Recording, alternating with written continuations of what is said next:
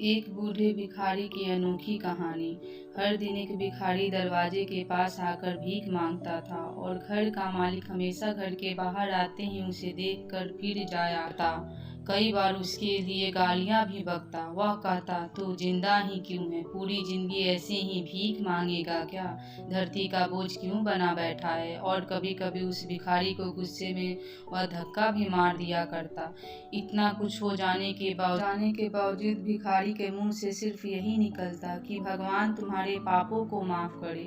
एक बार सेठ को धंधे में बड़ा नुकसान होने की खबर मिली। सेठ बहुत परेशान था कि तभी उसके दरवाजे पर वही भिखारी आया। गुस्से में अपना आपा खोते हुए सेठ ने उस भिखारी को पत्थर दे मारा। पत्थर लगने के कारण भिखारी का सर फूट गया और उसके सर से खून बहने लगा। फिर भी दर्द से कराहते हुए भिखारी ने इतना ही कहा, भगवान तुम्हारे पाप को माफ करे। भिखारी वहां से चला गया। सेठ सोच में पड़ गए। भिखारी को पत्थर मारा, फिर भी उसने सिर्फ प्रार्थना की। सेठ का गुस्सा शांत हुआ। फिर भिखारी का रहस्य जानने के लिए सेठ ने भिखारी का पीछा करना शुरू कर दिया। भिखारी जहाँ जहाँ जाता सेठ उसके पीछे पीछे जाता। सेठ ने देखा कि कोई उसको खाना देता, कोई उसको मारता, कोई उसको अपमानित तो कोई गाली देता। लोग भिखारी के साथ चाहे जैसा व्यवहार करते, लेकिन भिखारी सबके लिए ही प्रार्थना करता, भगवान तेरे पाप माफ करे। अब रात होने को आई थी। भिखारी अपने घर जाने के लिए लौटा।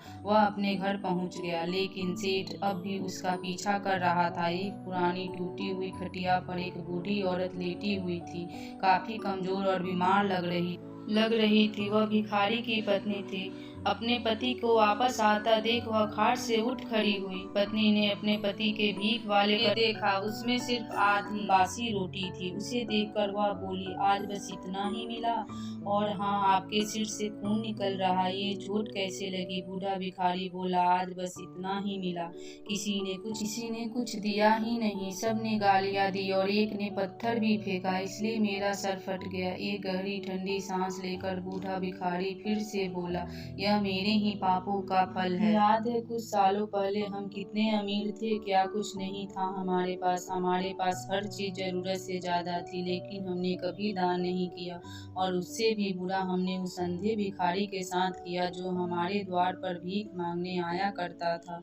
बूढ़ी पत्नी की आंखों में आंसू आ गए। वह बोली, हाँ, हम उस बेचारे अंधे के साथ बहुत बुरा करते थे। अब उसका अपमान करते, उसे खाने के लिए रोटी की जगह कागज दिया करते, उसका मजाक उड़ाया करते और कभी कभी मारा भी करते। मैंने कभी उसको रास्ता नहीं दिखाया और मैंने उसके मुंह पर मिट्टी भी फेंकी थी और वह हमेशा दुखी होकर यही कहता कि भगवान तुम्हारे किए की सजा तुमको देगा, भगवान तुम्हारे पापों की सजा देगा। उसका श्राप सच हुआ और हम इस दुख भरी जिंदगी में आ गए। भिखारी बोला, हाँ, उसका श्राप सच हुआ, इसलिए मैं किसी को बद्दुआ नहीं देता, चाहे कोई मेरे साथ कैसा भी बर्ताव करे। मैं हमेशा उसके लिए प्रार्थना करता हूँ। मैं नहीं चाहता कि कोई भी हमारे जैसे जिंदगी का अनुभव करे, किसी को भी हमारे जैसे दुखों का सामना करना पड़े। वह नहीं जानते कि वह कितना बड़ा पाप कर रहे हैं, इसलिए अनजाने में हुए पाप की ऐसी सजा किसी को भी ना मिले। मैं नहीं चाहता। सेठ वहीं पर छुपकर यह सारी बातें सुन रहा था। अब उसे सब कुछ समझ में आ गया था। भिखारी और उसकी पत्नी ने वह आधी रोटी मिल बांट कर खाए और भगवान को धन्यवाद कर सो गए। अगले दिन बड़ा भिखारी फिर से भीख मांगने गया। सेठ के घर के पास जाते ही सेठ ने पहले से ही गर्म रोटी या उसके लिए निकाल कर रखी थी। उसे देते हुए सेठ विनम्रता से बोला, माफ कर दीजिए बाबा, उसे बहुत बड़ी गलती हो गई। बूढ़ा भिखारी बोला, भगवान तेरा भला करे। इतना कहकर वह आगे निकल गया।